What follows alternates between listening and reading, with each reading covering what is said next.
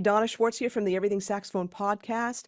I am here with Randal Clark, who I'm going to say is from Cannonball Instruments, but I have to tell you he's with everybody, okay? Because he does so many things, and you're going to be astounded with how much he can get done. We're definitely going to be talking about time management because I think that's going to be incredibly valuable for everybody to hear how an insanely busy person can get so many things done. But we'll be talking about Cannonball, we'll be talking about his mentors and his new album release, Midnight. And I was listening to some of it before and it's really good. All right. So anyway, Randal, welcome to the podcast. Hey, Donna. Nice to be here. Thanks. Yeah, and we saw each other at NAMM 2025 in Anaheim, California. That's when we first met. We spoke a little bit about we were at the Cannonball Musical Instruments booth, and we spoke with Cheryl as well. That was really awesome. The Cannonball booth has so many amazing people that are there. I know Eric Darius was there this year, Gerald Albright was there, and so many others. But what I wanted to start off with, I want people to get to know you. And what I'd like to ask is, when I usually ask most of my people that come onto the show, when did you start getting involved in music? Not necessarily saxophone, because a lot of people may have started on another instrument. Mm-hmm. Yeah, well, I started playing piano when I was 4. I grew up in a very musical family. My dad was a music teacher and had a degree in music. He eventually stopped doing that and went into business. Which is how he supported the family. It was a screen printing company. But because of his musical training, and he always loved music, he wanted to make sure that all his kids had a deep musical background. So all of us, I have 3 younger siblings that all of us, we started the piano about 4 years old, and he always found us the best teachers.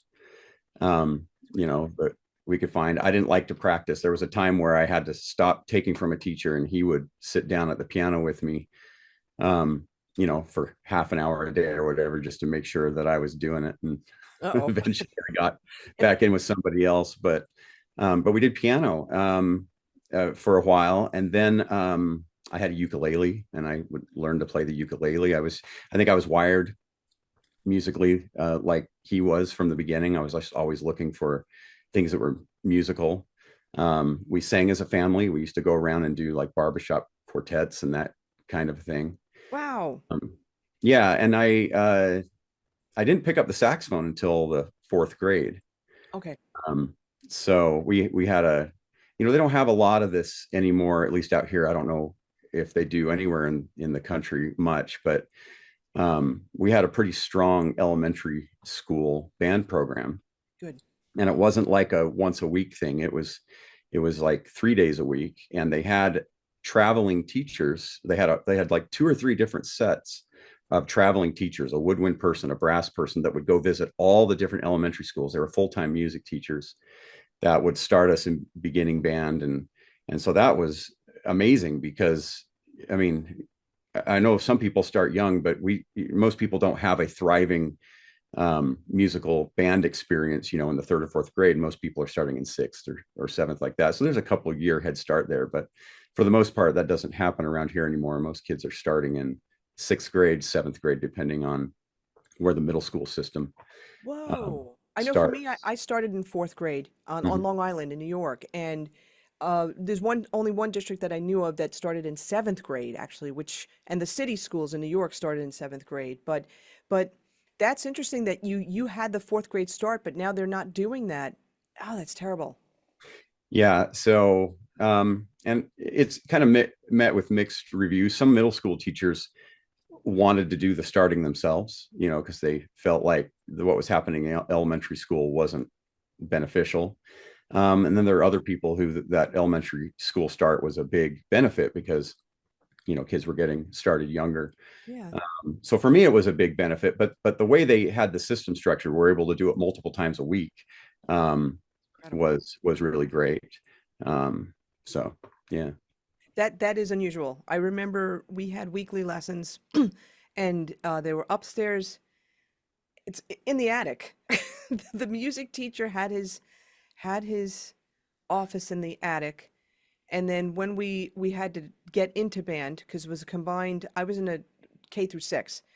Mhm. And I think gosh, I don't remember if I got into band in fourth grade, towards the end of fourth grade. But anyway, that was like on the gym stage. I remember we had to bring the chairs out and everything. But it was once a week. I remember it was just a once a week lessons. But three Mhm. times, that's really great. That's really great. So Well, that's how you started on yeah. saxophone. And where did it go from there? Like, did you have any mentors in, middle, junior high, whatever it was called, middle or high school that, really had an impact on you? Yeah, well, there were a couple things that happened. The first thing, I grew up in an area that had a really outstanding middle school teacher, and there are a lot of outstanding middle school teachers out there, but this particular band director was pretty special, and so anybody that went through the system really benefited. But because I'd started in the fourth grade and I was already kind of wired that way, I was before I even got to middle school, I was looking for music and opportunities and things like that. And this is actually the first funny story. I think it's kind of funny is that my mom went to a record store. They used to have these record stores. You could Oh, go and those days I worked at Tower Records. I know. you could buy, things. Thanks. So she went to the record store and she's like, well, my son plays saxophone and we want to get him something that's going to inspire him. And of all the music they had there, and it's amazing the little decisions that happen in your life and which way you could have gone based on what happened. But of all the records there in the store, the record guy said, give him this. And it was David Sanborn. That was the Interesting. first record I ever had. And so she got that, and it was actually a cassette tape. It wasn't a record, but I got that cassette tape for Christmas that year, and I was in sixth grade, and that set me on a path of, oh, I really like this. I want to sound like this. So by the time I got to junior high in seventh grade, I'd already transcribed David Sanborn songs. I didn't sound anything like David Sanborn. I've only been playing for two years, but I had the melodies and I had some of the improv. I didn't even really know it was improv at the time. I just thought it was just part of the tune. You just learn what he's playing. But I would learn that stuff, and by the time I got to junior high school, I had all this stuff. So when the jazz band auditions came up for the seventh grade, I went in and auditioned, and I had stuff I could play, and I made the jazz band my seventh grade year. Uh, Wow. so that was David Sanborn and my mom and the record guy. Yeah. Maybe what had happened. Maybe it didn't matter entirely what the record I got was, but that really resonated with me, that particular music, and so it made me want to learn it. So I got into the seventh grade. I hadn't taken any lessons yet, other than just a couple times a week with the beginning band in elementary school. Wow. So Okay. Okay. So I'm curious, what made you want to transcribe? I wanted to sound like that. I wanted to play the stuff I was hearing. And it was more than that. I didn't just want to play the stuff I was hearing, but I really wanted to sound like what I was hearing. I remember getting a tape deck, and I go buy a whole bunch of blank tapes and I put it in, and I had another tape deck, and I would play David Sanborn on one of them and record it into the other one while I'd play. And then I'd play it back, and this is in sixth grade, I'd evaluate myself, and Wow. I would say, how do I sound like that? That's And I, incredible. you know, and yeah, I think I sound a little like that. I didn't sound anything like that, but yeah, I think maybe I sound a little like that. Oh, he did this little scoopy thing, or this thing with his fingers, or how's he making that effect happen? And there's no internet, you can't go out and you can't ask anybody. There's nobody that knows. You have to just figure this stuff. I remember the cover tones. How is he doing? He'd play an A, and then he'd flip flop the right hand up and down, and he had this doobie doobie doobie kind of sound. And how's he doing that? I didn't know how to do it, but just goofing around, for hours, I'd figure it out. And going to seventh grade, and I could had kind of a handle on some of this stuff, you know. That's So so cool. And that's so cool that you just started to do that, but it was out of curiosity, you yeah, know? yeah. And that's really awesome. And so David Sanborn, in a sense, was one of your first mentors when you think about it. Yeah. Well, and I was like, well, this guy's making records. I really want to I want to do what he's doing. So um, my dad went to a key. This is another thing that doesn't really exist anymore. There were stores you could go buy electronic keyboards, and I mean, I know they exist in some places, but there aren't any here anymore. You can't go buy an electronic, like a professional kind of a keyboard anymore. You can buy digital pianos and that kind of thing, but Okay, okay. yeah. So he bought. In fact, the keyboard he bought. This is it. This is the second one we bought up here. This is an Ensoniq SD1 Wow. from way back in the 90s. But the one we had before that, I don't remember the model number. It was the predecessor to this. It was an Ensoniq, and what was unique about it was that it had a sequencer on board. And here I am now in seventh grade, and I'm thinking I can play some of this stuff, but I don't want to play with David Sanborn. I want to play instead of David Sanborn. And so my dad bought this keyboard, and because I had all this now piano training, I started figuring out the chords. I'd be like, well, what chord is that? And I'd start learning how to make these rudimentary backgrounds. And because this keyboard had a sequencer on it, I could program in drums. I could listen to the bass, and I'd try to figure out what the bass was doing. And I'd make myself these kind of mediocre backing tracks. And then I could play the backing track.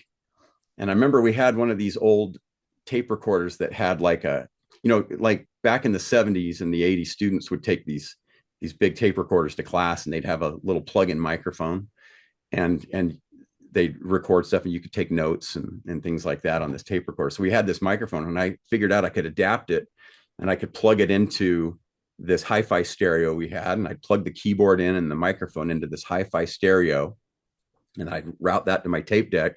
And then I was making records in the seventh grade. And they're terrible, but I had these rudimentary backing tracks, and I was learning and I didn't know what I was doing, but I was learning how to comp. I was learning how to play chords and voice. I was learning how to all of what I was listening to. And I don't even know the names of the guys on the record that I was doing that with, but those are my mentors too. You were doing, and more than comping, you were transcribing, you were arranging, you were figuring out what the chords were. Yeah. And you'd probably, you didn't label them necessarily, but you were figuring out the notes and the chords. And Right. that's the best way to do ear training. It's the practical way. Just Right. if you like something, figure it out. Right. Yeah. Well, and I guess the best part of that is I had things I could go show people, and they'd all act really impressed. It wasn't good, but they'd always be like, wow, that's really great. And one guy told me once, he's like, oh yeah, give yourself 10 years, you might sound really good. And that kind of upset me a little bit, because I've been working so hard trying to get all this stuff to sound really good. And that was the first person that was kind of honest and said, what you're doing is great, for a seventh grader, but now how are you going to elevate that? And that's where I decided maybe I need to start learning what I'm doing actually means. Interesting. So from that step, and by the way, all the people I was in jazz band with, they all took private lessons, and I didn't yet. And my band director was like, you need to get some lessons. So I did. I went out and got some lessons from it was a really, I would say the 80s were a really interesting time, because we didn't have anything else to do, so whatever you were doing is what kind of you just threw everything into. And so I kind of threw everything into this. And there was a really great teacher in town named Dave Bennett. And after he lived in Salt Lake for a while and taught, and man, everybody that he taught just really ended up being very competent. He went off and started making money directing music on cruise ships. But I got in with him, and the thing with Dave Bennett, and this was, there's a lot of luck, I think, in our lives, because there were other teachers that I could have taken from, but this particular teacher was very, very big on learning jazz, learning chord changes, being able to arpeggiate chords, know the scales you're playing. And so my lessons mostly consisted of he would assign us tunes from the real book. Wow. And we would go home and learn the scales and the chords. And then we'd come back and it was just basically an improv lesson. I wasn't really learning a lot about how to play the saxophone with tone and stuff like that, but mine was coming along anyway because of all the listening and trying to emulate, the recordings that I was hearing. But that's how I finally started putting together. It's like, oh, that thing I transcribed in this David Sanborn song. Well, that's just a C major 7 or something. That's simple. And I remember I'd learn a lick, and finally I got to the point where I was starting to put chord progression. Oh, I understand what a 2-5-1 is. Hey, that lick I learned from David Sanborn happens to work over this 2-5-1. And so I would learn this. I had a pattern I learned from David Sanborn and then every time in these jazz standards I was learning, a 2-5-1 would come up. If it was in a key I knew, I would play that David Sanborn lick and it would sound really good. I mean, I was being very repetitive, but I had good lines that I could play that sounded good over chords. So this is all, adding up over time, but I'm starting to put together, chords and harmony and now starting to understand what I was doing when I was younger. So Yeah, and what I always say is,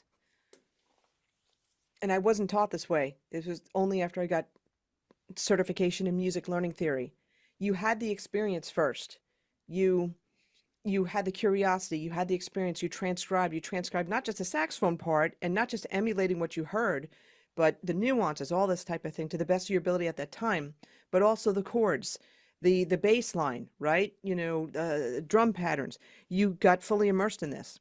And then a couple of years later, then labels were slapped on. And that's why the C major 7 made sense. And that's why, a 2-5-1 pattern made sense because you were playing it, you experienced it. You needed to do, like as teachers, we know this.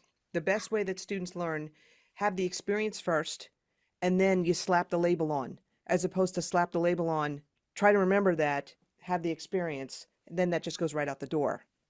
yeah, well, and I think everyone learns a little different, but I've always been a big proponent on learning something first and then trying to implement it later or either understand it later or whatever that is. Like even in improvisation, when I transcribe, I've never, I won't say never, but I have almost never written a transcription down. Because if I write it down, I don't feel like I'm really learning it. It's not really in there.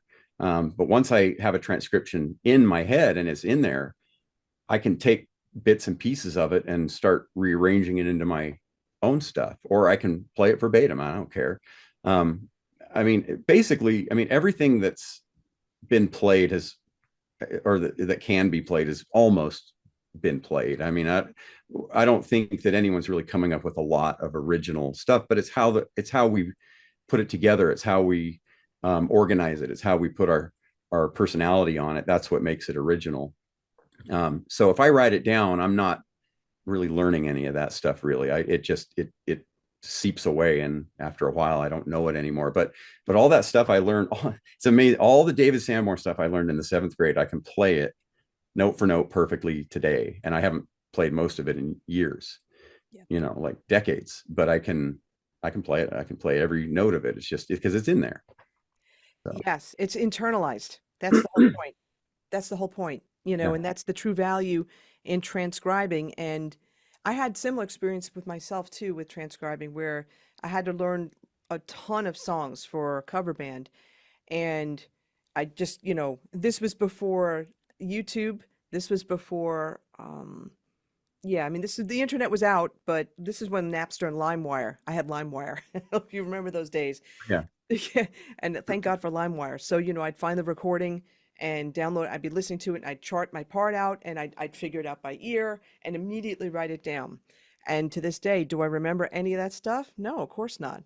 I call that giving the power to the page, Mm-hmm. as opposed to putting the power in your mind and internalizing it. So, yeah, thank you for saying it that way, because that's that's the truth. That's how you, start to remember things and internalize things. Yeah. And it's crazy about that. So after I get these saxophone lessons and I start understanding harmony, I start getting way better now at transcribing these tracks. And I remember hearing so the very first compact disc I ever owned was a CD by David Benoit called Urban Daydreams. And the very first track on that had this. And so I'm still pretty young. I think this got to been 8th grade or something like that. And I heard this other saxophone player. But I thought it was David Sanborn because all the contemporary players kind of sounded the same to me still. My ears hadn't quite developed enough to pick out the nuance between players. But this ended up being Eric Marienthal. Oh, So that was my first time hearing. So of course now I'm on a black hole going down, getting every Eric Marienthal I can find. And what I started doing is that, well, I want to play these Eric Marienthal songs, but the tracks don't exist. So I had to make my own. And I got to the point where I could make a track on my, and now I have this SD1 and Sonic. And this doesn't work anymore. I think I have this here just for nostalgia. okay. So I could play the sounds off it, but the sequencer, the disc that has the operating system doesn't work anymore. Oh. So maybe there's a way I could get it to work. But I would make backing tracks on this and I could get them to sound pretty close sometimes to the actual track off the record. And then I'm in 8th grade or getting into 9th grade now, and I had a summer job and I can afford a little money. Well, I'm going to go buy a Shure SM57 because that's what people said is the mic to buy. And I got to buy a little way to make that work with my stereo. So I adapt things but now I can get a better sound. So now what I'm doing is I'm basically become a cover artist in the 8th grade. That's funny. Making my little records. I hand them out to my friends. Hey, listen to my new record. It's cover songs of, Eric Marienthal and David Sanborn and whatever else I was listening to. And they were okay. I mean, they weren't, there are some stuff I did in the 8th and 9th grade that if I took the saxophone playing off it, because I was getting better, but I wasn't professional grade. But the backing tracks I've heard backing tracks on the radio today that I think aren't as good as what I was doing in 1988, 1989. Wow. So yeah, That's really cool. And hopefully you're proud of what you did because most people don't do that, in 7th and 8th grade. yeah. Well, and what's interesting about that is, obviously, I got better and better and better. And I was in all state jazz bands and I was always one of the better players in my band program. I went to college and I was, full scholarship, because you get good and, people, they want you. But my big problem is in the early 90s, even the mid 90s, I lived in Salt Lake City, Utah. And there isn't really a way at that time that, because I really wanted to make records. That's what I wanted to do.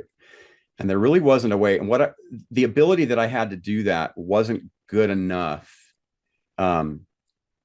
here. It was almost good enough. But even if I had it good enough, how would I distribute that? How would I get it to people? There was no way to really do that. We didn't have the internet like we do now. And so I was basically between, and I'd gotten married when I was 20. And so now I'm starting a family.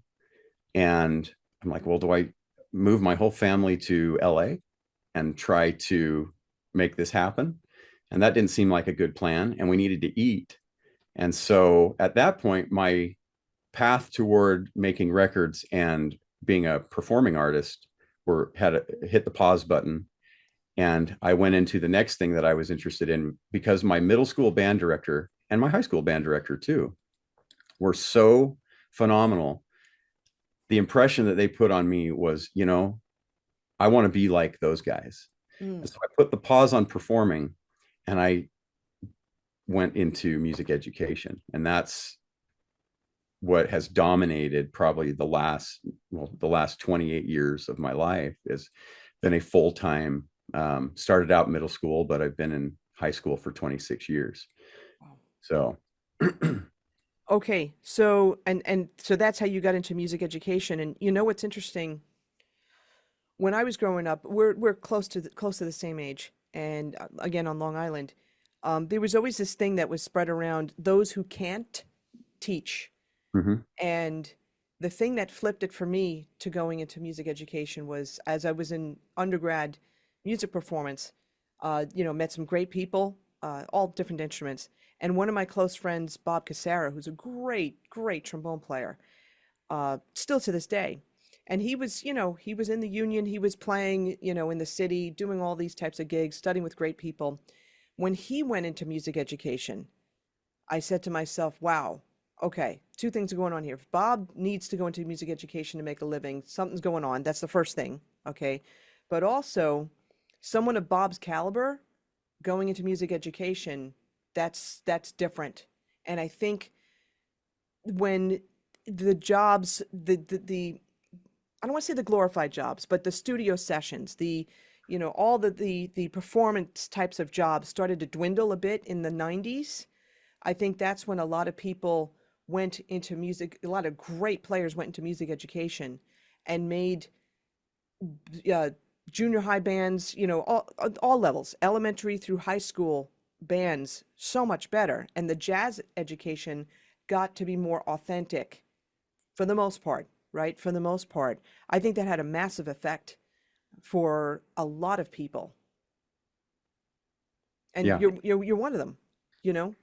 Yeah. Well, I mean, and a lot of it was out of necessity, but a lot of it too was I actually was very interested in this, In that too. Yeah. and here's another kind of a side note. My dad taught me how to conduct music. He was a good conductor. And because he was a choir director, at least for the start of his career, but he thought it was important that I understood that. And I actually started taking such a heavy interest in conducting. There was a time after I sort of said, well, I'm not going to be a saxophonist. Maybe I should be a conductor.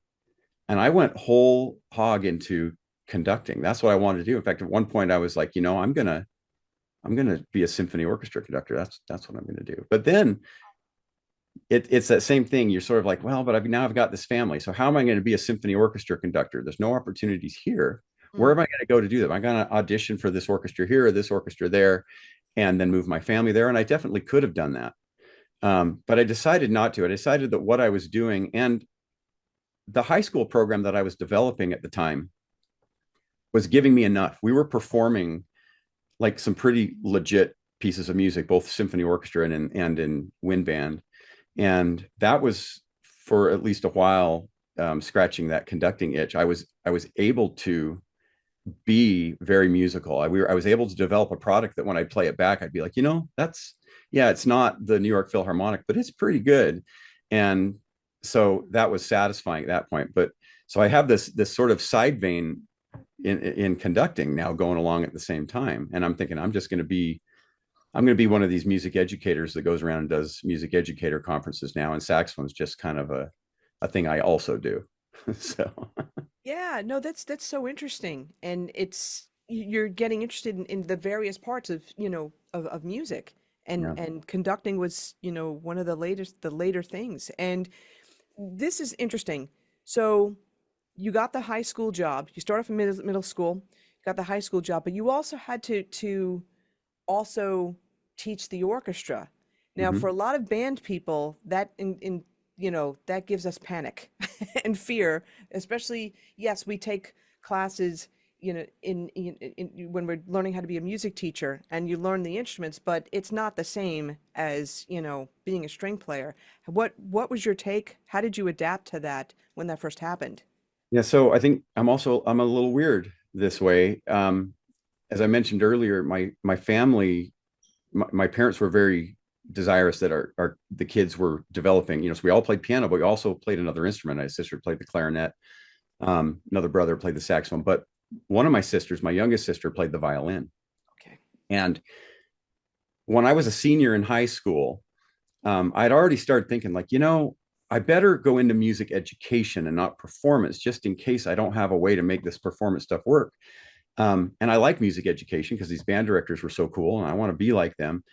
And I started thinking to myself actually, I think it might have been a junior in high school, somewhere in between junior and senior. I said, I should probably learn this string thing because at least where I live, and now it isn't common anymore. There's the band directors and there's the orchestra directors. There's very rarely do you have one person that's doing everything at a school. I know that there are exceptions to that, but at the time I grew up, it was very common that one person did it all. You did the orchestra, you did the band here. And so I knew that I was going to need to do that. And so I started taking violin lessons from my sister's teacher, who was a phenomenal violinist in the Utah Symphony. And I got as good as I could. I took for about 2 years, and I got to the point where I could play. I was playing in some youth orchestras, Wow. near the back of the second violin section. Okay. Um, but I do, recitals with some really amazing players, and um, very nervous when I would do that. But I got to where I could hold my own in a violin section. Now I haven't really played any violin in 25 years, Okay. but at the time I got to where I was pretty decent at it. And when I started teaching orchestra, see, I had the background now. I could do both. Yeah. But again, it was like, I don't know why I thought that I needed to do that, but something just said, you should learn a string instrument so that if and when you get this teaching job, you could be successful at it. So You know what? I usually like to think of themes when I speak with people. And this theme is coming up where you've had the foresight. At a young age, you had the foresight to transcribe. And not only transcribe your melody instrument, but also transcribe other parts. And then you had the foresight to let me try to make my own backing track with what I have at this moment in time. And then you're in high school and you're like, you know what? Maybe I should look into music education and it's pretty cool and I've got some great role models. And maybe I should take violin lessons and just in case. So having yeah, the foresight has really, really helped you. yeah. I mean, there have been times where with the saxophone, like I didn't even want to be known as a saxophonist anymore because I'd almost separated myself from that so much. I was still doing a lot of session work and things like that. But when people say, "Oh, you're a jazz saxophonist," I'll be like, "No, no, no, no, no. I'm a conductor," or "No, no, no, I'm a band director," or I have all these other hats that I was doing, but a lot of it was just it was I don't know if it was foresight necessarily. I mean, maybe it kind of seems that way, but most of it was just that I had desires to do things, and the only way to get these things done was just to do it, you know. And you either can sit around and have someone else make you do it, or sit around and not do anything, or you can just start doing stuff. And so I just started doing stuff. And some of these players out there in the world that play the saxophone, the saxophone is what they do. That is it. And now to some degree later in my life, it is what I do again. But I always looked at the saxophone as just a tool to make music. And what I do is I make music, and the music I make is the music I like. And the music I like is straight ahead jazz, contemporary jazz, wind band, symphony orchestra, not so much choral. That's why I never became a choral director, never could quite get into that, but I appreciate it a lot, but I imagine if I had a strong desire in choral music, then I'd be writing choral music or singing in choruses, or I don't know. But when you have a desire to do something, you just need to just go do it. I mean, there's nothing holding you back except you. And I tell my students this at the high school, and we were talking about some time management things before the podcast began. You have the time if you make it, you know. People will be surprised to know I play about an hour and a half of video games every day. Okay. And that's sort of like I do that because there's a good group of people that I like to hang out with online. Some people go and they have bowling leagues or people they All right, hang that's with, true. and I have these people online that I play video games with, and they're all idiots, but I love them. They're my favorite idiots on the planet. But an hour and a half a day, I play an old game that I've been playing since 2002 or 2003, and I've been doing that almost for 20 years. But if I have the time to do that and still do all the other stuff that I'm doing, I tell my students, you have the time to at least develop the instrument you have in your hand right now, or increase your track time on the track team if that's what you're doing, or increase your accuracy with your golf swing, or you have the time to do it. It's just, you just don't do it. So, That Wow, that's okay.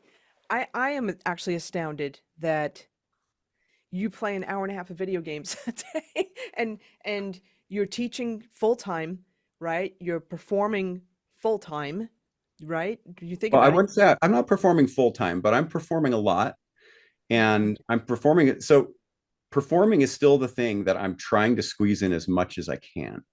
Okay, especially in the school Yeah. year. That's the Yeah. thing. I mean, because the reality is you can't do everything. You do have limited time, but in this, in the last, we'll see, since 2021, I've put out 4 records. I've toured with some pretty cool people, Mhm. Now it isn't like heavy touring, but I'm getting out and I'm doing it. And I'm the principal conductor of a professional wind band in Utah. Um, I I learned as much as I could about recording when I was in high school and college, so that I could start making. I didn't know that it would happen where recording basically returned to the home. I was doing that in high school, but I didn't have any way to distribute it. So if you wanted to do it, you had to go to a studio and you had to have people that around you that could make it happen for you. But now living in Salt Lake, it's not a problem. Right. I just had to wait for it. So all the tools that I developed 30 years ago plus, now I can use all that, and I can do all the stuff now that I couldn't do then. And for a long time I thought saxophone was just a thing that I used to do. Even though I was still doing session work, I was still playing gigs around town. There's no contemporary jazz in Salt Lake, by the way. It's all straight ahead traditional jazz. Really? Yeah, Okay. that's that's what you do here. And so I was actually kind of the weird one. Nobody knew that I liked contemporary jazz here in Utah until just a few years ago. I put out my first record, and people were like, "What?" I was like, "Yeah, I like that. I listened to David Sanborn." And then you find out that all the other people that listened to David Sanborn and Eric Marienthal too, they were just afraid to say it Whoa. around here, because if you said it around here, you were sort of labeled, "Oh, well, that we don't want a David Sanborn guy coming and playing our jazz gig, because that's not going to be the right vibe or whatever." So you didn't really broadcast that that's what you did. Wow. Um, you just tried to be the best straight ahead player that you could be. Um, Wow. anyway, I don't know really where I'm going with all of that, but you know, you have the time to do all this stuff. It may not be 100% in every area all the time. Like during the summer. So this is summer now. I'm not teaching school right now. What am I doing? I'm writing songs. I am developing a new show. Like we mentioned, I'll be playing at the Catalina Island Jazz Festival for the third time this October. I'm developing a new show. I have shows around Salt Lake that I'm doing now. Now it's interesting. The contemporary jazz thing has become a little bit in the last couple of years, relaxed a little bit. Okay. People are a little more accepting of it. And so now I'm starting to play around town where I never could have done a contemporary jazz show around Salt Lake in the past. Nobody would have booked it. Um, so it's just timing is kind of everything. And just because something isn't working right now doesn't mean that the experience that you gain from it isn't going to be valuable in the future. Um, I can produce, after not producing tracks for 20 years, and now I'm back into producing tracks. It took me a little while to get back to where I was as good as I was as a 17-year-old.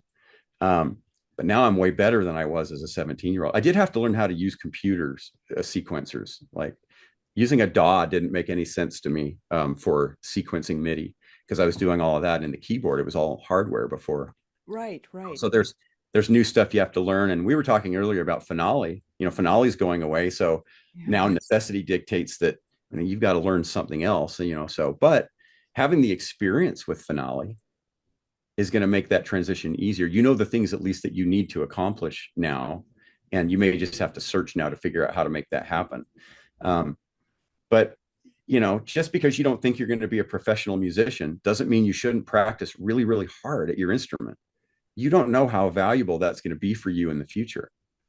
I started learning how to use vector graphics programs when I was in high school, because like I mentioned before, my dad worked for or owned a screen printing business.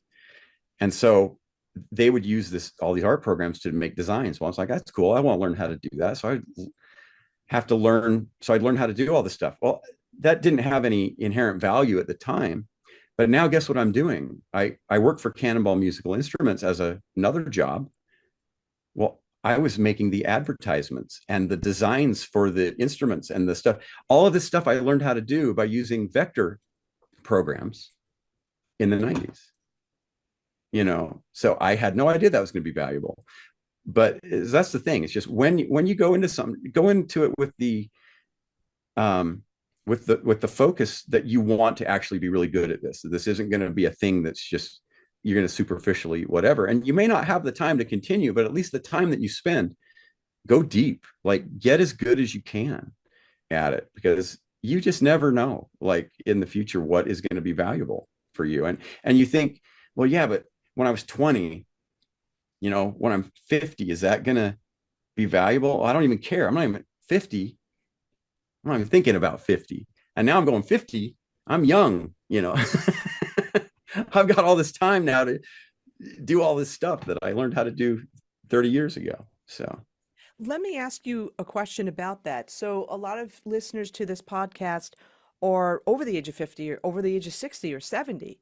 And mhm. so, you know, how would you tailor your thoughts or your remarks, if and in any way, for someone who maybe took up the saxophone or an instrument in their 60s, but they have this belief that they're too old. They're too old to learn anything new, or they don't have much time left. Like, what would you say to someone like that? I mean, the reality is you're never too old. However, sometimes you have to adjust what your goals are. I mean, I could say my goal is to um, play with Michael Brecker, but that can't happen, right? Michael Brecker's died, so I can't achieve that goal. So what am I going to do instead now? You know what I mean? And you can sort of pivot a little bit on your track to where you're going. When I started making music again, I was how old was I? 46, 45, 45. I didn't really start seriously making music until I was 45. And I didn't make it thinking, like, well, I'm going to start doing this again and I'll realize that dream I had when I was a teenager of being on stage with, people or whatever. No, I just wanted to make music again. I just wanted to do it the best that I could. And the experiences that you have in your life and the people that you meet throughout your life to some degree dictate what you're going to be able to do with that. But the important thing is what you're doing is that you like it. That's where the joy comes from, is that you like it. I could have made a record with Jeff Lorber and let him, write everything on the record and didn't care if I liked it or not. And then I could have just played the saxophone on it. I would have had a record with Jeff Lorber, and that would have been cool, right? But maybe what if I hated every song on it?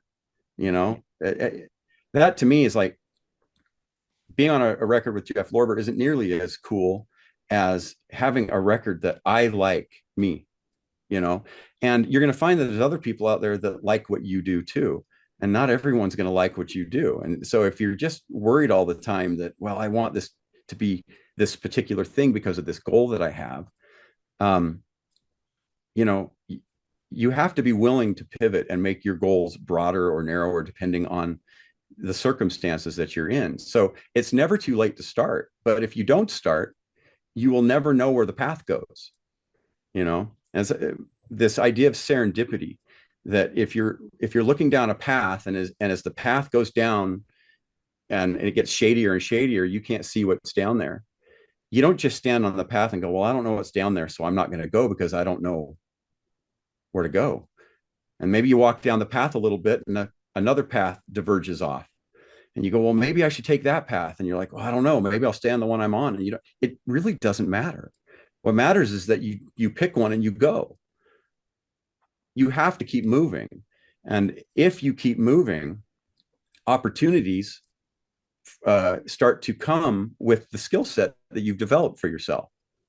And that's what's important, is that you keep moving. So you have to keep just doing things. And that's why I keep doing, that's why it seems like I do a lot, and I do a lot. But it's not always 100%, but I'm always doing stuff because I have to keep moving, because that's where the opportunities are. They're in that place you can't see yet. That is incredible advice for any age listener here. And it's not even advice for musicians. That's just great life advice when you think about it, because when you stop moving, you stop learning. When you stop learning, then what is there? Yeah. I mean, and think of it this, I mean, what are your choices? If you're 60, 70 years old and you're like, man, I really wanted to be a good saxophone player. Well, you can start, and in 4 years, you'll be 4 years better than you were, or you don't start and you're 74. Now you're wishing you were a better saxophone player. I mean, I'd rather be 4 years better. Right. Than living 4 years and more in regret. Yeah. And I regret a lot. Like I've added up that hour and a half of video game time I've played over the last 20 years, trust me. And I think about the practice time that could have been spent. you know, I mean, it's real. You can't always put in 100%, but we waste a lot of time in our lives. So just, you just got to do your best to make sure that you're always moving.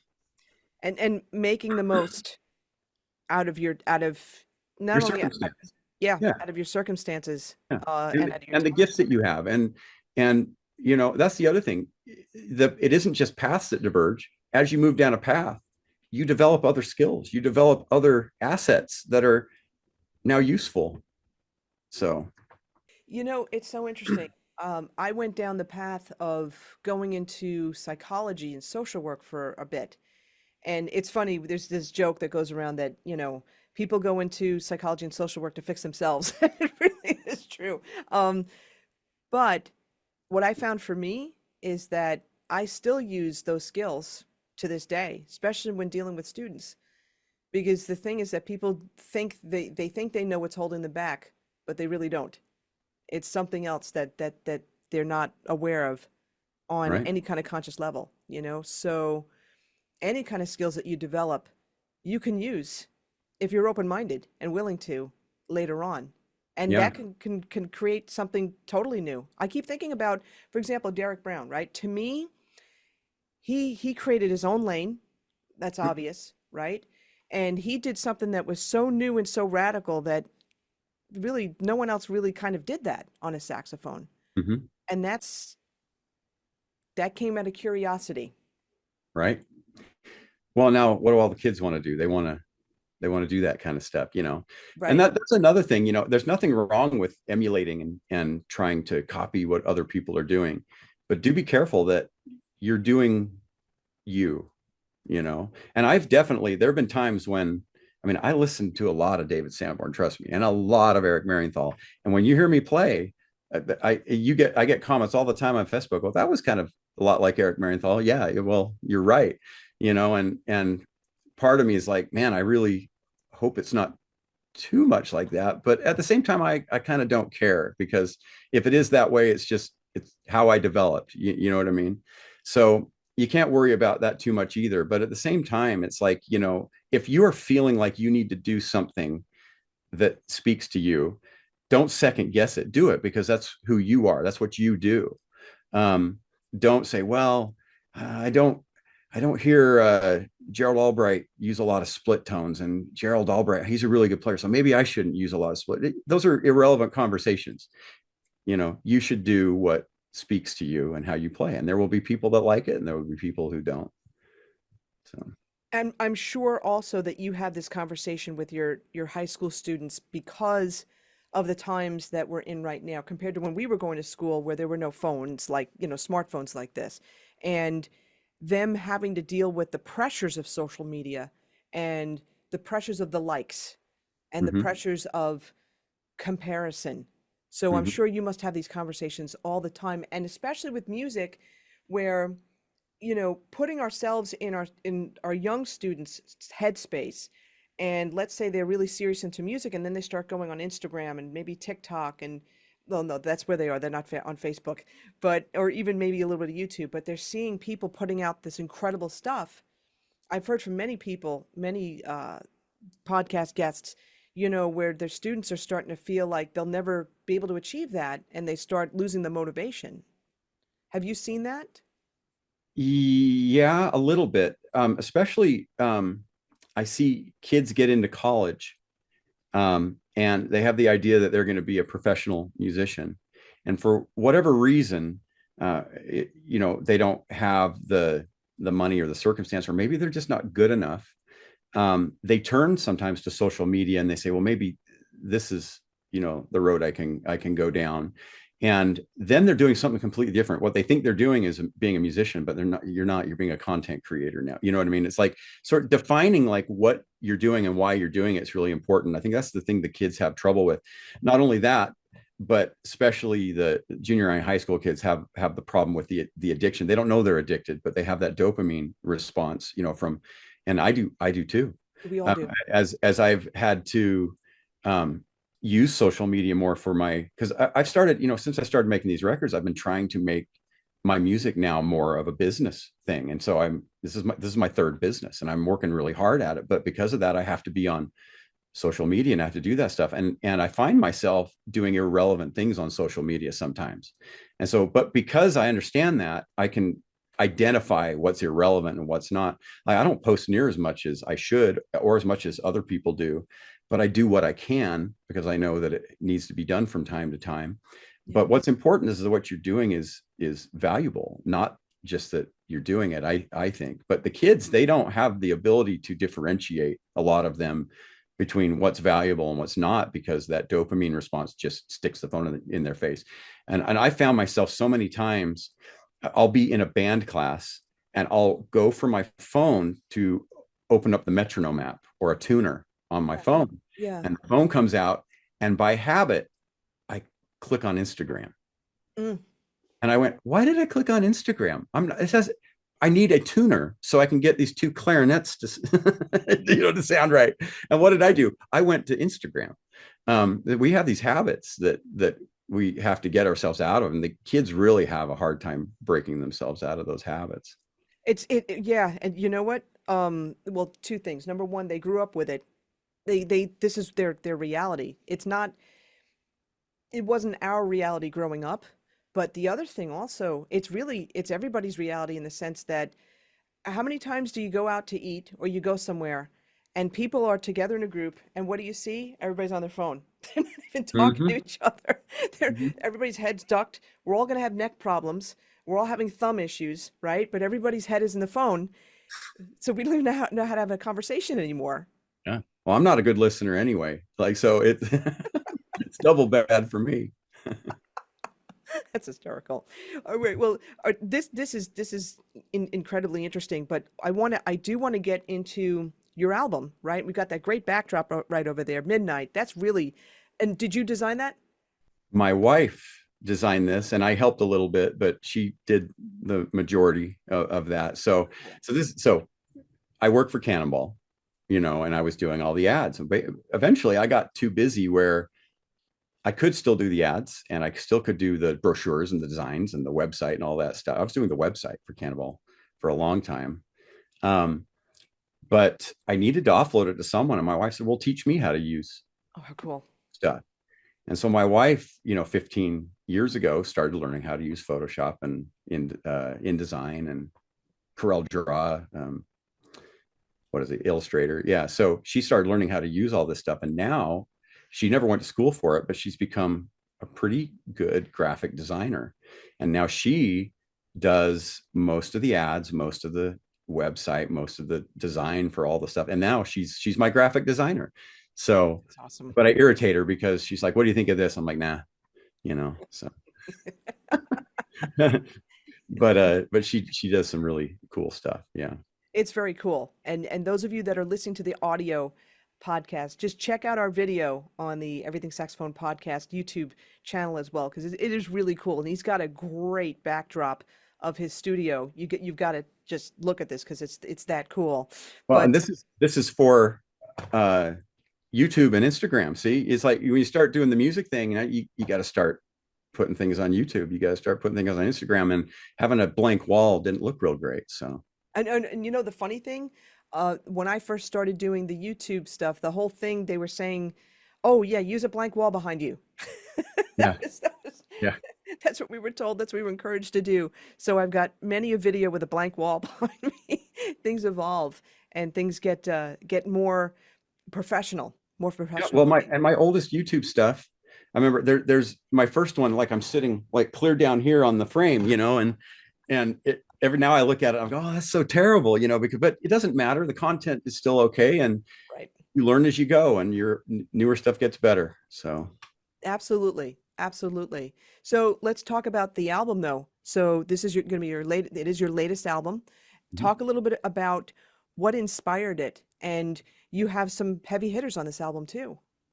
yeah, so I've had most of the same heavy hitters for the last four records that I've done. I had the good fortune, and this is since I was working for Cannonball. Um, One of the owners had a friend who he went to college with, and this friend, he was a tour manager for people like Miles Davis. Who's the guitarist? The Pat Metheny or No, I'll think of it in a minute. There's a contemporary jazz guitarist. I just can't think of it at the moment. This is because now, see, I'm old and the brain doesn't connect anymore. So, but anyway, he toured with some really great people, and because of that, he made a lot of connections. He knew everybody in the business, and then he started doing front of house at a place in Las Vegas where really great bands would come through, and some of the bands would come through like frequently, and one of those was the Yellow Jackets and Jeff Lorber Fusion and people like that. So he would make acquaintances with these people, and so after I started working for Cannonball for a while, he would come to me and he'd say, you're a good player. You really should get your voice out there, and you should have some records, man. I'd be like, no, I'm too busy, and I'm just okay, and I don't know if I have the time for that. He's like, you should do it. And so for 3 years or 4 years, he would pester me. And he says, if you want, I'll call my friend, and his friend is Jimmy Haslip, who's the founding bassist for the Yellow Jackets. He hasn't been with them for, I think, over 10 years now, but finally I was like, what happened is COVID hit.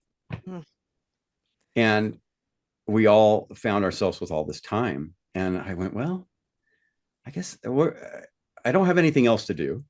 And why am I hesitating? Like, I'm this guy that's like, go for things, just go try, And so he gave me his number, and I called him up, and he said, yeah, my friend's name is Jim. He said, Jim sent me a recording of you playing with the Cannonball Band on YouTube. He says, you sound great. He says, I think we should work together on a record. And through that, because Jimmy was the bass player in Jeff Lorber Fusion, and I start working with Jeff Lorber and getting people like Gary Novak on the tracks. And I've had Paul Jackson Jr. on my tracks. I've had Sonny Emery playing drums. Just the list goes on. And a lot of this is because of the access I have through now my producer, Jimmy Haslip. But and some people are like, well, yeah, you were lucky. And it's like, well, maybe you can think of it that way, but I wouldn't ever have been in a position to even talk to Jimmy Haslip if I hadn't have kept moving down the path. You know what I mean? So I put myself in a position that an opportunity came to me, and I decided to take it. And now, because of that, I've put out 4 records with Jimmy Haslip and Jeff Lorber, and some, a lot of other great people. One of my favorite musicians I've had on is a guitarist named Michael Thompson, who was a lot of the guitar solos on all the old Whitney Houston stuff that you hear, the lead guitar, from back in the 80s and early 90s. He's the guy. That's, and so I'm playing with people I didn't even know who they were. But I knew they're playing, but I didn't actually know who they were. And who knows what's going to happen next?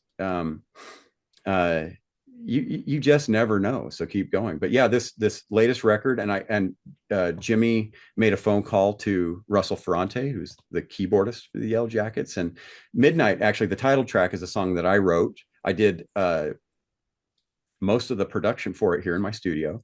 And then we added drums. We got Jimmy Branley playing drums, and Jimmy Haslip played bass. And we got Russell Ferrante to come play piano on the track.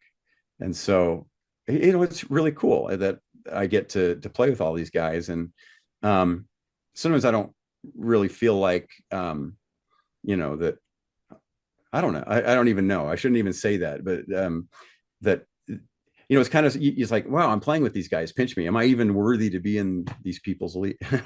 league? You know what I mean? But then Yeah. it's like, oh, you know what? It just doesn't matter because I am who I am and I play the way that I play, and I'll be worthy for plenty of people out there and I won't be for a bunch.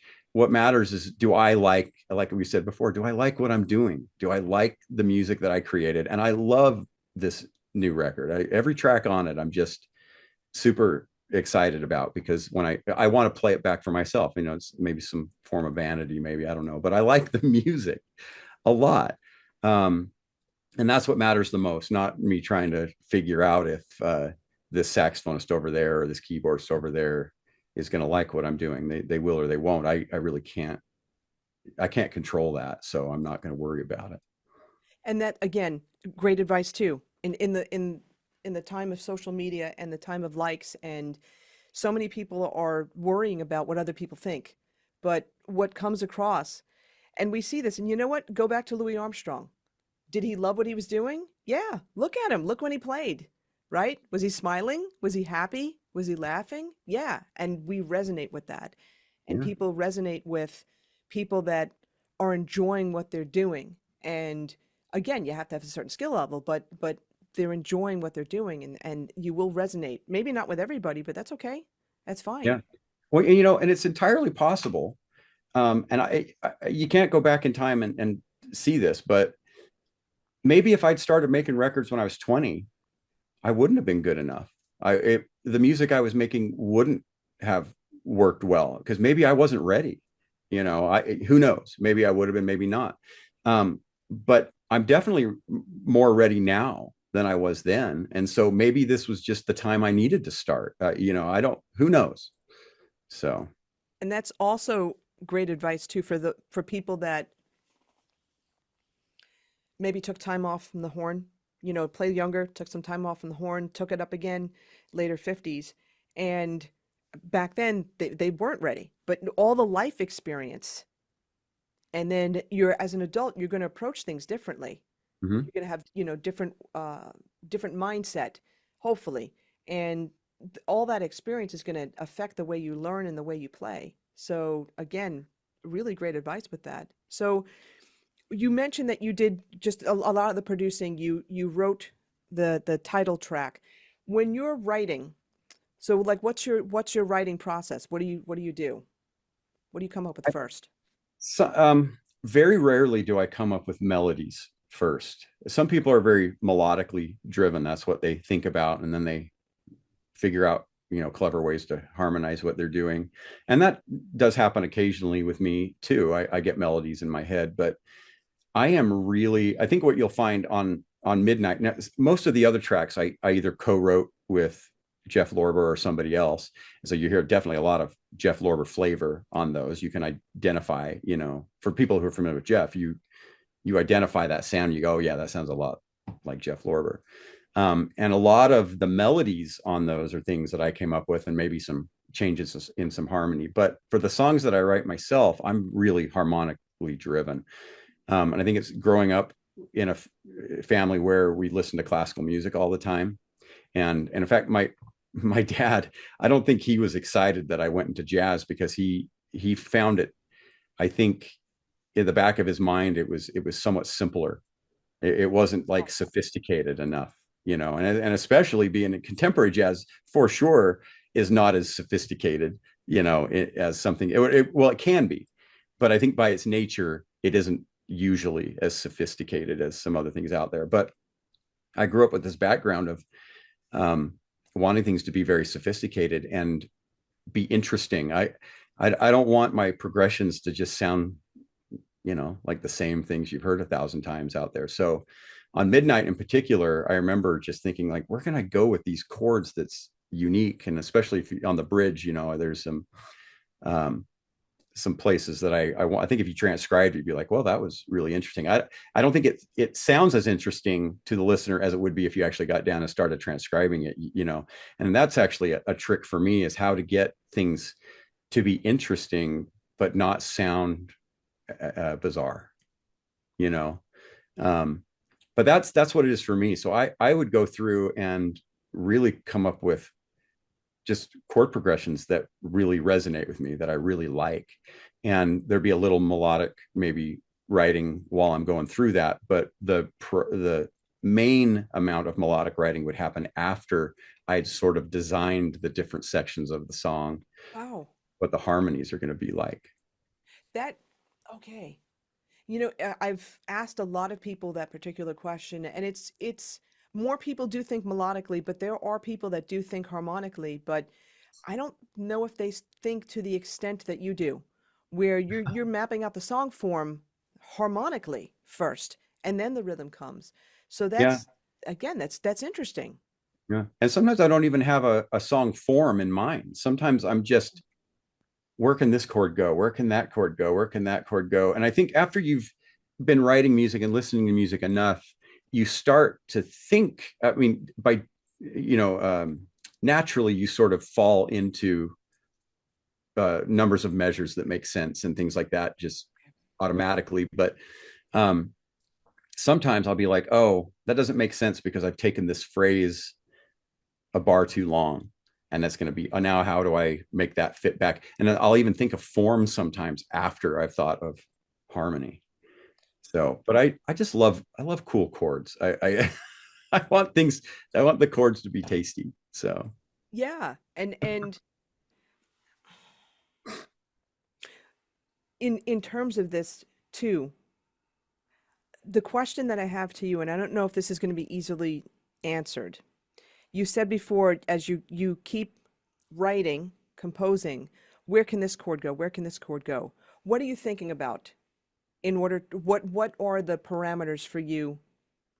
Of course it's going to be sound. I understand that. What sounds good, but is there anything that you're thinking about in terms of where can this I don't know, C major 9 or sharp 11 or whatever, where can this go next? I don't know if I'm being clear about my question. well, I mean, I don't know specifically like that, but I do like modulating. I don't like sticking in the same key.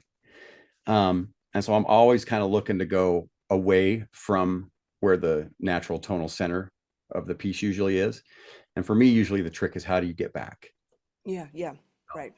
And that's been another thing. I mean, working with Jeff Lorber has been, it's been better than any college I could have ever gone to, because we'll write a track and he'll come up with some chord progression and I'll be like, oh, and that what he just did resonates with me. Well, now guess what I'm doing? I'm going to transcribe that. I'm going to figure out what's going on. How did he voice? Why does that sound? Why do I like that?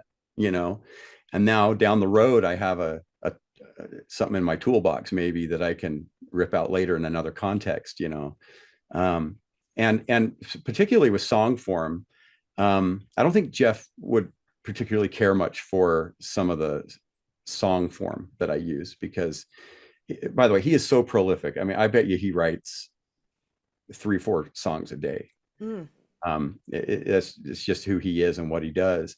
But I think he's able to do that because he's able to work within a framework, and he has not just one, he has, you know, a multitude of frameworks that he can work within.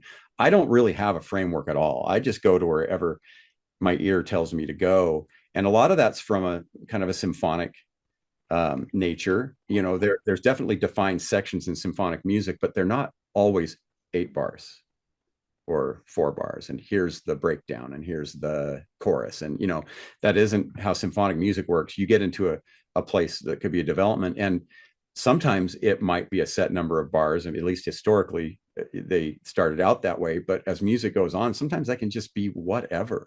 right, And right. so I just start writing just what I like and what sounds good.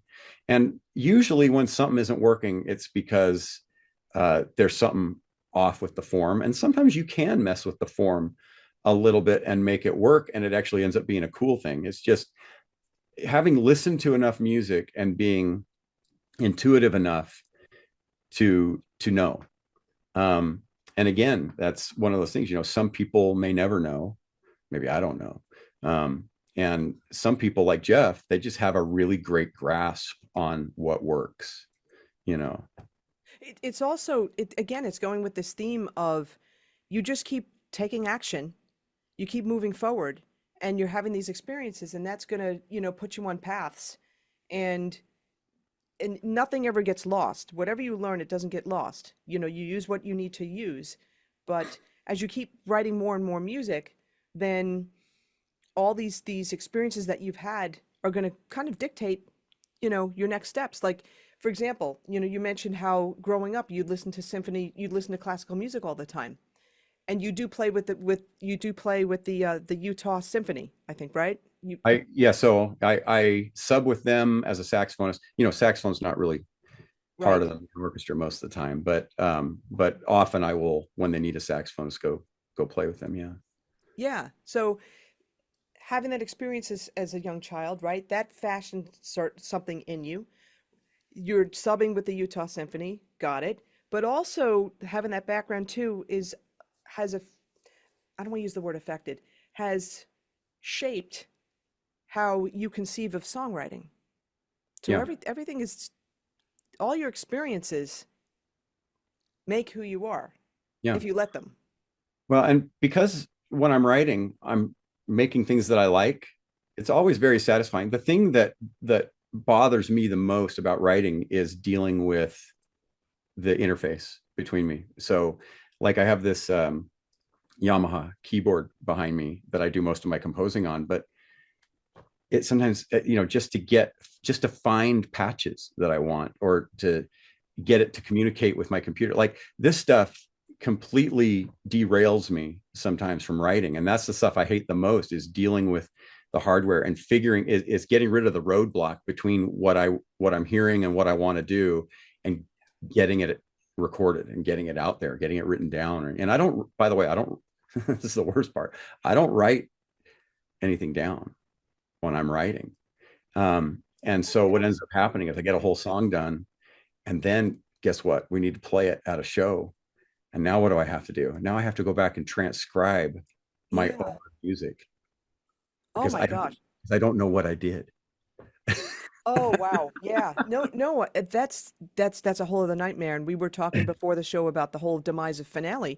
But okay, so just so I understand this, so you do your composing on that Yamaha keyboard, and Yeah. I could totally understand the derailment, because it's interesting having all this equipment, right, that we didn't have in the 80s and the 90s. You'd think it would make things easier, and it doesn't. It Yeah. actually it does make things harder. But you're composing that way, you're thinking it through. Is it going into Finale for you? Or no? What is it going into? So everything's being recorded into Pro Tools.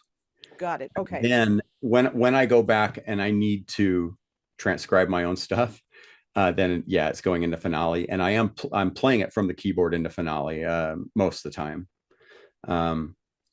Yeah, I'm just good at Finale, and you know, Finale, I don't ever think it was the greatest notation software. I think Sibelius was probably better than Finale for most of the time that they've existed, and I think Dorico is way better if you can learn to use it, which I haven't even started yet. I'm afraid.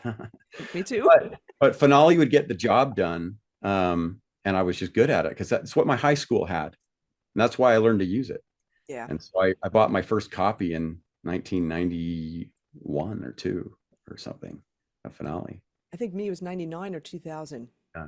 I had a stack of floppy disks like that high. Yeah, I did. That's right. I had some of those too. Yeah. So all right. So then Yamaha into the Pro Tools, Yeah. and then and then you have to recreate it. And okay, so now let me ask you this question. When you're using the Yamaha keyboard, it's the chord progressions. Is it Yeah. also the drum sequencing too? Also, like, are you doing those parts as No. well? So and actually this is another roadblock for me. Drums are this is my next thing. So it's like I'm determined to get better at figuring out how to get good drums, because so I don't have any electronic drums on my records because I'm not really capable of programming them to the. So it's funny, I could do it way better on the Ensoniq keyboard back here because those sounds to some degree were production ready. They'd reverb on them, they had everything on them. You know, you couldn't change it very much, but they were ready to go and they sounded pretty good. Now what you have are all these drum sample libraries out there, and they're all pretty much, they're not really production ready. you can make them production ready if you're a good mixer, but that takes time, and I don't really have the time, and I'm not really a drummer. I can hear good grooves in my head. I teach drum jazz band, so I know what the grooves are supposed to be. But in terms of playing them myself, that just takes so much time. Yeah. I haven't found a really good way to get drums that I have in my head into my DAW, so that I can compose with them. So most of what I do is without drums at all, and I'm just imagining them in my head, and then later those get put on, or I may go through and try to program some rudimentary drums with the vibe or idea that I'm going for, and then have somebody else play those for me. Got it. Okay. But man, I sure would love to be better at, and some people can do it. And I don't know how they're doing it, but I haven't really gone into it a lot yet. But that's my next thing. That's where I'm going next. Let me ask you, do you know Darren Ron? Yeah. Mhm. Okay. I'm wondering if you guys ever had a conversation about this because maybe he could be helpful. I've just met him one or a couple times. So Okay. Yeah, we'll talk at the end about yeah. that. His wife is outstanding, by the way, talking about music educators. Yes. Yes, she's wonderful. She's the sweetest person Yeah. too. Well, they're both sweet. They're both awesome people. So this is very interesting, this conversation. I normally don't go into this much depth because you know what it is too? It is that hang up of, gosh, there's so much equipment, how to use it, what's best for me, and how much time is it gonna take to learn it all, you know? And it's like, and sometimes if I'm really particular, I will go do the drum programming only because I want it to be exactly this way, and then the drummer will know to do it exactly this way. But if it's something that if anybody else can do it better than I can right now, and it saves me a ton of time, I will let somebody else do it. And it makes sense. It totally makes sense also because you want to be working in your zone of genius, most of the time. You really do, because that's where you're going to have the most impact for yourself and for everyone else. And that's where you would, hire other people to handle that. But, as you mentioned before, this would be something that you'd like to learn, and that may also inspire you to come up with different grooves or different ways of conceiving drum parts. Right. Well, and like I said, I mean, I learned how to, at least I understand how to produce music from these electronics really well ever since I was a teenager. And Yeah. what got real hard though is when I took that 20 years off and I came back, and there were no sequencers on keyboards anymore. If there had been, I could have picked it right back up and just got going. But because now I had to do it through the DAW, I can't tell you, that wasn't a roadblock for me. It took me a really long time to be able to input things into a DAW as quickly and as intuitively as I could right on that Ensoniq. But now that I can, so it happens more smoothly. But learning how to use gear is something I wish that I just never had to do. Mm. So Yeah, because it again, who was I was speaking to somebody yesterday who is in the medical field, and he's hands-on, right? He also manages the interns, but hands-on, and he's not into, he could care less about computers and social media and all those types of and that stuff. But yeah, it's just being in the thick of things.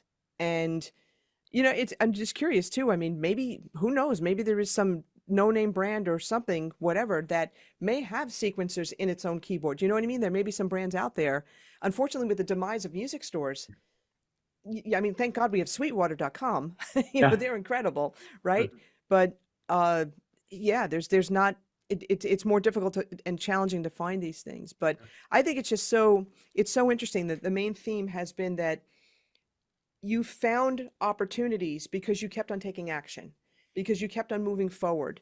Yeah. And it's interesting when it comes to being motivated. I've been reading, and I'll hold this up. I've been reading, a lot of John C. Maxwell in this book, Failing Forward. And I put some videos out on my own YouTube channel about this. And one of the things he talks about is that you don't need, motivation is the idea of motivation is a farce. Just do it. Yeah. Just take action. Just do it. And Yeah. that'll motivate you, as opposed to, I need someone to do a tap dance for me, so then I'll get motivated. Well, and the thing is, like, so this is my second Yamaha keyboard. The first one I bought was when I said I'm going to get back into this music production, and it did have a sequencer on it. But the problem is the sequencer didn't work like my Ensoniq. I would have had to have gone through that roadblock anyway. So it just made it easier to just use the dot. And so it's like there's always a roadblock. Even if something, you think, well, if I just get a better microphone, then I'll start making my record. Or if I just get this, well, if everyone's using Pro Tools or everyone's using this DAW, well, I have to wait till I can afford that or get that before I learn how to use it before I can start doing it. No, you just do it with what you have. You just need to start doing, and it's not going to be great. I mean, not everything I've done, even on my 4 records, it's like not everything I've done I think is great. Some people still like it. Even the stuff that I don't think is great, other people say it's their favorite stuff. So how do I know? There you go. And you never know what's going to resonate with people, and that's why you do it. And if as long as you like what you're doing, Yeah. right? That's the thing that you've kept on saying. So let me ask you this question. Let's talk about Cannonball Yeah. and talk about the equipment that you use and any new developments with Cannonball that may be coming up. Yeah. So I play, so I've been working, I'll give you a little history just real quick. So this is another one of those serendipity things. The owners of Cannonball lived in the area of the high school that I taught at back in 2002. And their children went through my band program. So Oh, how interesting. I taught their kids. And in 2002, Blockbuster Video was still around. Yeah. And I remember thinking to myself, I I don't think I can afford to go through the whole summer and not work. So I made an offhand comment to someone that I'm going to go apply at Blockbuster Video. And I really was. I was going to go work at Blockbuster Video all summer so I could have a little extra income. And that person that I made the offhand comment to told it to the owners of Cannonball's kids who related to, and they knew who I was. I was the kids band director. So they called me up and said, "Hey, would you come up to Cannonball?" And I said, "Yeah." And I went up there and they asked me if I'd like to work for them instead for the summer. And that part-time job over the summer ended up becoming more than part-time. And it started out, basically like I was learning how to literally fix the adjustments on saxophones, turning screws, and they call it regulating. Yeah. I don't do that anymore, but then it quickly turned into hand customizing the acoustics of the instrument. People go, what does that mean?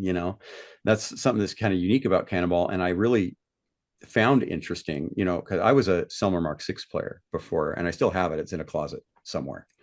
But when I first heard of Cannonball, I was sort of dismissive of it. It's like, well, what could be better than my Mark 6? And it took me a little while, but once I started working for them, they gave me a horn to use. And I remember I would take my Mark 6 out on gigs, and then I would play on the Cannonball here at my house. And then I'd take the Mark 6 out on gigs and I'd play the Cannonball at my house. And pretty soon it got to the point where I started preferring playing the Cannonball. And I started taking the Cannonball out on more gigs. And the Mark 6 stayed at home to the point where, like I said, I'm not exactly sure what closet my Mark 6 is in right now. Wow. I haven't played it. I think maybe a couple years ago, I got it out once just to see what it sounded like. And I think a bunch of corks fell off. And, but because of that, so I started doing what they call hand acoustic customization, where I play the instrument and I basically make a decision, like how well in tune does this play?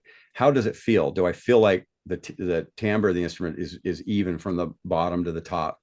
And I make those decisions. And then based on what I think, I can go into the bore of the instrument. And I can literally make physical adjustments to the metal of the instrument to adjust for those things. Just over time, trial and error, we've found that certain places of the instrument respond to certain things, whether in pitch or in feel or in timbre.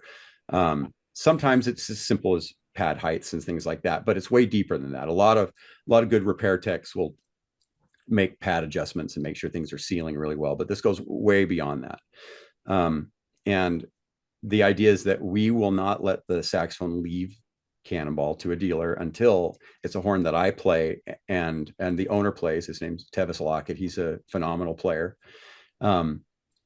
We play the instruments, and when they are to a point where it's like, this is like my favorite horn ever, I want to take this home, then we let it go. And so that's been the majority of what my job has been over the last 23 years, working for them, in addition to developing websites and brochure. And again, a lot of people look at the Cannonball website and go, well, you guys could have a better website. It's like, yeah, well, you know what? You might be right, but I did it. You know what I mean? And it's good enough for what we need, and I had to learn how to do all that stuff. And now my wife does most of that, but I've been able to develop instruments with them. And when I first got there was a saxophone. Their main saxophone was called the Big Bell Global Series, which transitioned now into the Big Bell Stone Series. And Right. The one that I like to play on the most is one called the Vintage Reborn series. Right. Okay. In fact, I got it right here. This is my Vintage Reborn series right here. And this does not have the big bell on. It's the only main difference. Okay. So it isn't quite, the big bells are very present, very punchy. They're Gerald Albright prefers those. They're really great for people who perform on a stage, amplified, and especially that like to do contemporary music and things like that. But a lot of people go, oh, well, then they're not great for classical, or they're not great. No, they're just fine for classical, and they're just great for straight ahead jazz. And I played on one forever. In fact, I've had multiple students win concerto competitions and side by sides with the Utah Symphony and college, and one of them went through North Texas with their. I mean, it's like people that think that one saxophone is going to be significantly better for classical or jazz. There are differences, and you may prefer one over the other, but by and large, those are not exact real things. It are only a real thing if it matters to you what you're feeling, and every saxophone is going to play a little different.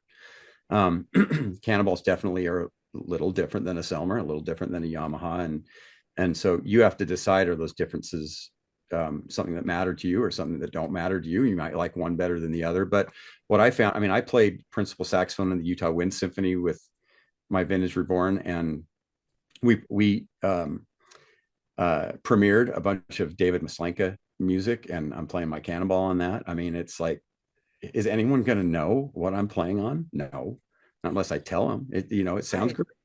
So what really matters is can you play? Here, and the mouthpiece, makes a big difference. But what I really love, I just love how my Cannonball responds for me. It just makes sense to me. I like it.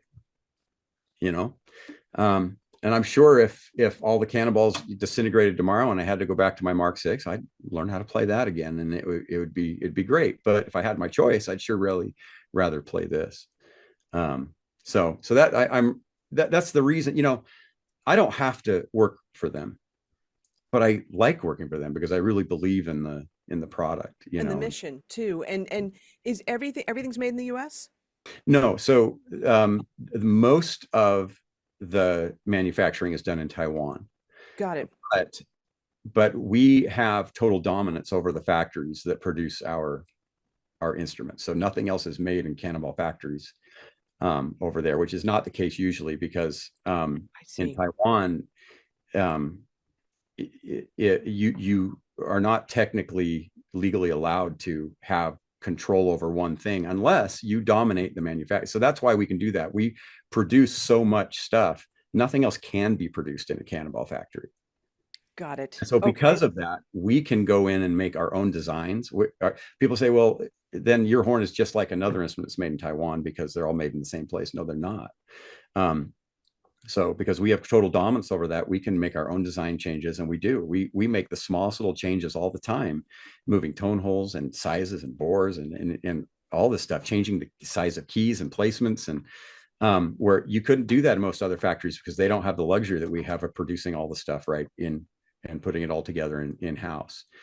But then they come over to Salt Lake City, and here in Salt Lake City is where we go through them and we do the real work that makes them And we've gotten to the point where they come over, they're really good when they come over, but we try to take them up 2 steps up. Really, I like to think of it sometimes as more like a customizing shop. Got it. Okay. Um, Is that where I have a Cannonball trumpet actually, and for mine it's a darker sound. I've got the stone mhm. in there. Is this where you put the stones? Is that where the placement is, or is it in We do. Taiwan? So we do the acoustic customization here. We do final regulation here. We do engraving here, and we do the stones Got here, it. Okay. um, and a few other things. But as far as assembly goes, that's mainly our factory in Taiwan for the saxophones. Now, depending on when you got that trumpet, we did have a factory in the United States for a while, um, and now our trumpets are made in various other places. So. Well, let me ask you, with the factory in Taiwan that's dominated by you, is it just saxophone, or are you making all the instruments there? That is just saxophone. Oh my gosh. Yeah. Wow. That's interesting. I'm thinking, oh well, yeah, they've got all the other instruments there too, so I could see that. Yeah. Wow. No, it's just saxophone, and we have we have we do have other places that make small part, like we have another place where our stones are actually, we mine the stones here in the United States. Wow. We ship them to Taiwan, and then we have another place where there's a guy that literally hand cuts every stone that goes into a cannonball, and then they're shipped back to us, and we apply them. Wow, that's so interesting. Oh my gosh. That's crazy. That's really crazy. Wow. No, I'm thinking to myself, okay, they're I could see where they're dominating the factories, all the instruments. No, that makes total sense. Now I've got to ask, we're in this time now where there's, some crazy things going on economically. How has that affected the company in terms of, the things being made in Taiwan and then coming over? Yeah, well, that affects everybody, Yeah. and it's a real thing. We've been fortunate for a couple reasons, because Taiwan has still been a really good place where it hasn't been affected as much, and also we can build so many instruments at a time that we have a very large inventory here in the United States of instruments that hopefully would outlast any kind of a major circumstance like that. So our instruments still are very affordable, but these things do affect every manufacturer. Oh yeah, there's no question about that. And I'm glad to hear that though, that you guys are prepared, and that you can handle this. That makes me feel good, because what people don't understand, every year I go to the NAMM show and I shoot a lot of videos and I talk with a lot of instrument manufacturers, mouthpiece makers, the whole 9 yards. And all I can think about is we want you guys to succeed. It's so important. And, this isn't like some of the mass produced other items in the world, right? These are musical instruments. And you know, we have to rely now. The systems are in place. So things are made overseas, whether it's Taiwan, whether it's China, whether it's Thailand, whether it's in Europe somewhere. And you have to, please support your music manufacturers, your music companies, because this is really tough on them. This is really tough on them. Yeah, it is.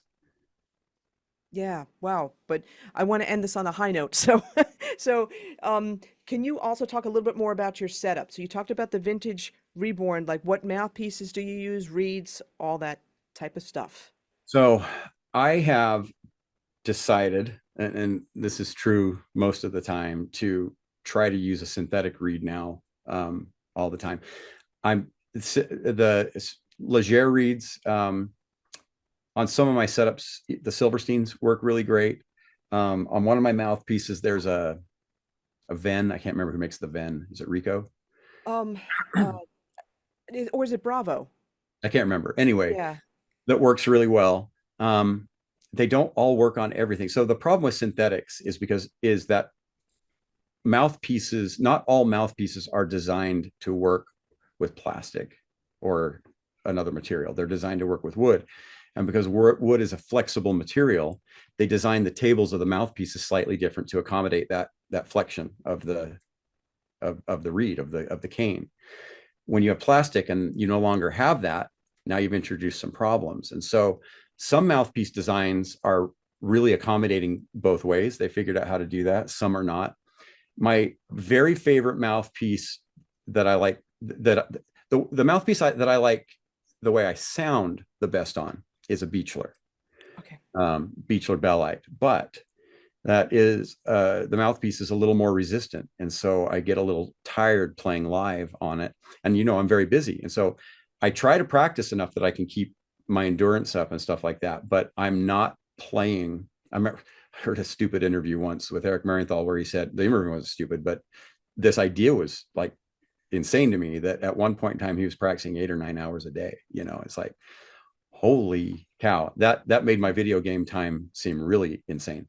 So, but I obviously can't do that. I don't think he's doing 8 or 9 hours now, but I know he's got to be putting in hours still a day, right? And you have to, if you want to put in hours a day or hours on stage, you got to be putting that time. I mean, marathon runners don't go out and run 100-meter dashes and then think they can run a marathon, right? Right. So the Beechler doesn't work for me on stage. I can't. It's too resistant. I imagine if I could practice the amount Eric Marienthal practices, maybe I could get to the point where I could get through shows with that, but I can't. So I have to find some easier setups. The problem for me is that I haven't found a setup that does everything my Beechler does. That is a little easier, but I found some that are very, very close and that I love, and some that maybe I like differently. So the Jody Jazz DV is probably my favorite sounding mouthpiece of all of the others out there. And so usually when I'm playing live, and it's so easy to play on. So usually when I'm playing live, it might be on that Jody DV. I'm also playing a retro revival Eric Marienthal special, which I got interested in because Eric played a Beechler for 30 years. I played a Beechler for 30 years. And he went to this, and it's like, well, if it worked for him, maybe it'll work for me. And it's really good. There's some things about it that keep me from going 100% on it too, but I play it a lot and I really like it. I think it sounds great, and it's very easy to play. All the Theowani stuff plays really easy. I haven't found one that I like the sound of 100%. Okay.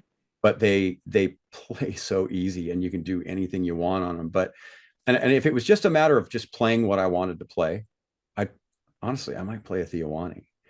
But because sound is first, I'm usually going to the Jody Jazz or the Retro Revival. They're outstanding. And this is not a knock on either one of the reason I'm not playing one 100% of the time isn't a knock on either one of them.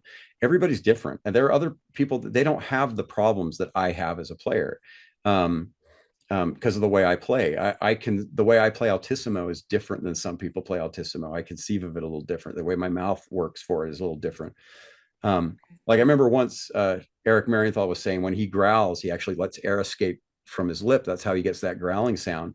I can't do that. I have to hum when I blow, So, I mean, everyone has a little different way they go about stuff. And so there is not one mouthpiece that's going to work for everybody. And I used to, think that, well, I got to find that one mouthpiece. You know what? I don't think I do. I think I'm okay knowing what the strengths of these different mouthpieces are and what circumstance I'm going to be in and what I need to do for that. Now, as the mouthpieces get better and I find out that, oh, I can actually use this for, maybe I start using one more than the other. Right. But I record almost 100% on the Beechler on my records. Okay. When I'm live, I'm using either the Retro Revival or the Jody Jazz, which are great. And by the way, I almost always recommend for my high school kids Jody Jazz, because especially for these high school kids getting into jazz band and they want to have a great sound, just like his mouth, he's got some secret sauce. Yeah. Just works, especially for those kids. And so my whole sax section, for the most part, is playing on Jody Jazz stuff. Is it the HRs? A couple on HRs, usually the Jet. Really? Okay. Yeah, a lot of people go, well, isn't that too bright? No. The Jet still has a great sound. And actually, the way big band music is these days, it's a lot of There's a lot of modern kind of stuff in there too that kind of, you got to compete with the brass section. You Yeah. need something that can kind of cut through a little bit. And they're not edgy. They just have a little more brilliance that helps cut through a little more. And they're just so easy to play on. That is true. Jody's a great guy, and I was at his factory and I shot a few episodes from there. It was very cool, and Yeah. just the whole thought and process. I'm curious though, when you do classical, what's your setup with that? So I go back and forth. I have a Selmer C double star. And I when I have, so this is the thing, when I have a really the reed that's working, like it's that golden, magic thing. I really do like the sound of that C double star a lot, but I get a little tired on it because I don't play classical as much as I used to. And I found I can get 95% of that Selmer sound way, way, way easier on the Rousseau NC4. Okay. And so that's what I've been playing the most. And I play Leger on that. I play a Leger Signature 3 on Okay. my NC4. And I think it just sounds beautiful. Yeah. Yeah, and Jody's mouthpieces can accommodate the synthetic reeds. Yeah. And those Rousseaus are way better than they were 5 years ago. Even Jody has like really done some great work making those more consistent, number one. Like, Yes. in fact, when I called Jody, I'm like, hey, could I try see if he'll send me a mouthpiece? He doesn't need to send me three or four. He can just send me one, because he sent me three or four or five. I think he sent me 7 DVs once, and I couldn't tell the difference between any of them. They were all just perfect. Yes, it's a consistency. And actually, I'm going to encourage people listening to this podcast, whether it's audio or video, check on saxophonepodcast.com on our website and search for the videos from the Jody Jazz Factory. And where Jody gave like a master class on the parts of the mouthpiece, all the parts of the mouthpiece, but also we were talking about consistency. And I went into the factory and he was explaining all the different machines and how things operated. So, for those of you that are really interested in that, definitely check that out. Yeah, and Uh, I need to give a plug for Aaron Drake too. I mean, I really believe there's a lot of people out there doing good stuff with mouthpieces, and Retro Revival's doing some good stuff. But yeah. Jody, I think, is a genius. I think Theowani is a genius. His stuff doesn't quite work for me yet, but I can't believe some of the stuff that I can play on a Theowani mouthpiece. It just doesn't. It blows my mind. So how he's designed a mouthpiece that can just work like that. But I think Aaron Drake makes an amazing mouthpiece as well. These are like three guys that really, really know their stuff out there. Yeah, and Theo, I met up with him at NAMM this year, also NAMM 2025. We did an episode there too. He's a wonderful person. He knows his stuff. And like if you go to his website, also listing parts of the mouthpiece, that it's accessible, it's easy to understand. And the whole Essential series that he came out with recently, really great. It makes it more affordable and more accessible for people. Yeah, and here again, I'm going to say this again, it's so important to support your music companies, your manufacturers, especially now, you know, because they're getting hit really hard. Like my friend Rulon Brown, who does Key Leafs, right? And all the great things that he comes out with that, all the great inventions every year. Just support your music companies, really, because they could certainly use it right now. So I actually have this site set up with a company called Bandzoogle. Oh, okay. I've heard of Bandzoogle. Got it.